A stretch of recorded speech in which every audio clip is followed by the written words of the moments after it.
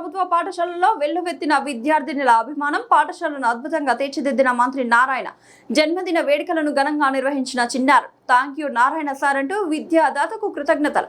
విద్యార్థులు ఏర్పాటు చేసిన సంబరాల్లో పాల్గొన్న మంత్రి సతీమణి పొంగూరు రమాదేవి, అల్లుడు గంటా రవితేజ కేక్ కట్ చేసి పుట్టినరోజు శుభాకాంక్షలు తెలిపిన విద్యార్థులు, ఉపాధ్యాయులు విద్యార్థులతో కలిసి సహపంక్తి భోజనం చేసిన రమాదేవి, గంట రవితేజల ప్రత్యేకంగా ఏర్పాటు చేసిన భోజనాలను విద్యార్థులకు అతిథులకు వడ్డించిన మేయర్ సుజాత, డిప్యూటీ మేయర్ రూప్ కుమార్ యాదవ్, గంట రవితేజ పాయింట్స్. విద్యార్థుల మధ్యలో నారాయణ సార్ పుట్టినరోజు వేడుకలు జరుపుకోవడం ఆనందంగా ఉంది. నెల్లూరుతో పాటు ఇతర దేశాల్లో కూడా జన్మదిన వేడుకలు నిర్వహిస్తున్నారు. నారాయణ అంటే అభివృద్ధి, అభివృద్ధి అంటే నారాయణ అనేలా పేరు సాధించారు. నారాయణ లాంటి వ్యక్తి రాజకీయాల్లో ఉండడం మన అదృష్టం. నమస్కారం అండి. ఈరోజు పొంగూరు మన ప్రియతమ నాయకుడు పొంగూరు నారాయణ గారి జన్మదిన సందర్భంగా నెల్లూరు నగరం మొత్తము కూడాను ఆయన బర్త్డేని సెలబ్రేట్ చేసుకుంటోంది ఈరోజు.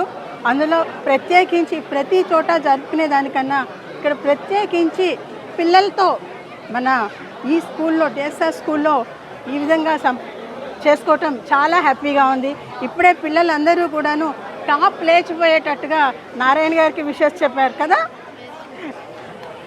ఎంతో ఆనందంగా విద్యా సంస్థల్ని స్థాపించి ఆ తర్వాత రాజకీయ రంగంలోకి ప్రవేశించారు.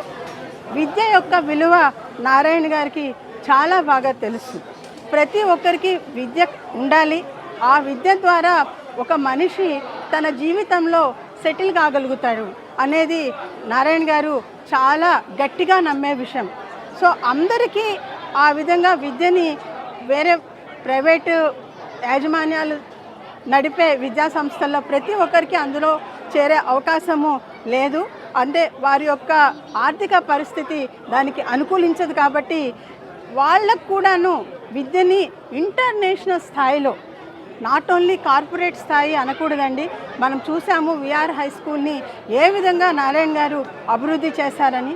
అదే విధంగా అదే మోడల్లో మన ఈ డిఎస్ఆర్ స్కూల్ని కూడా అభివృద్ధి చేయాలి అని ఇక్కడ 1 to 5th coeducation and 6th to 10th only గర్ల్స్కి పెట్టి, ఆ విధంగా గర్ల్స్ని ఎవరైనా కో ఎడ్యుకేషన్లో పంపించడానికి ఆలోచించినా కూడాను ఈ స్కూల్లో మనకి గర్ల్స్కి సపరేట్గా హై స్కూల్ సెగ్మెంట్లో ఉంది. కాబట్టి అటువంటి సంకోచాలు కూడా లేకుండా వాళ్ళ యొక్క ఆడపిల్లల్ని ఇక్కడ జాయిన్ చేసి తద్వారా నాణ్యమైన విద్యను వాళ్ళకి అందించాలి అనేది. ఒక్క ఇన్ఫ్రాస్ట్రక్చర్ డెవలప్ చేయటం మాత్రమే కాదండి. మీరు విఆర్ కాలేజీల్లో విఆర్ హై స్కూల్లో చూసుంటారు, అదేవిధంగా ఇక్కడ కూడా చూసుంటారు. ఇన్ఫ్రాస్ట్రక్చర్ ఎటువంటి ప్రైవేట్ విద్యా సంస్థలకి తీసిపోకుండా ఇంటర్నేషనల్ లెవెల్లో అందించడమే కాకుండా దానితో పాటుగా విద్యకు కూడాను టీచింగ్ మెథడాలజీ కానివ్వండి, మెటీరియల్స్ కానివ్వండి, ఏ విధమైన నారాయణ గ్రూప్లో ఎటువంటి విద్యని అభ్యసిస్తున్నారో, ఎటువంటి విద్యను బోధిస్తున్నారో అదే రకమైన విద్యను బోధించడంతో పాటు మెకానిజం కూడాను, మానిటరింగ్ మెకానిజంను కూడాను సేమ్ అటువంటి మానిటరింగ్ మెకానిజంని కూడాను ప్రతి చోట ఇంప్లిమెంట్ చేసి పిల్లలకి నాణ్యమైన విద్యని అందించాలి అనే దిశగా ఇలా గవర్నమెంట్ స్కూల్స్ అన్నిటినీ కూడాను ఇంటర్నేషనల్ లెవెల్లో, కార్పొరేట్ స్కూల్స్ లెవెల్లో వాళ్ళకన్నా కూడా ఇంకా బెటర్గా చేసేటట్టుగా ఆలోచించి ఆ విధంగా ముందుకు వెళ్తూ ఉన్నారండి.